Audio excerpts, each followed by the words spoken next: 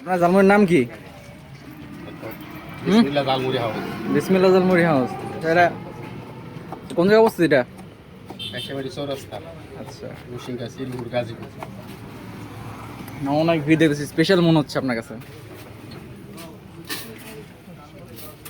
কি দিলেন? মুড়ি? মুড়ি, মুড়ির সাথে লেবু, এটা কি দিচ্ছেন? ছোলা। ছোলা। এটা মুড়ি, এটা কি চাচা? মুরগি। হুম,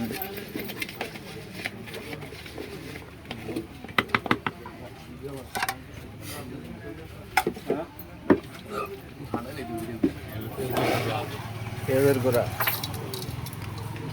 সালাদ। তিনটা দিয়ে দেন।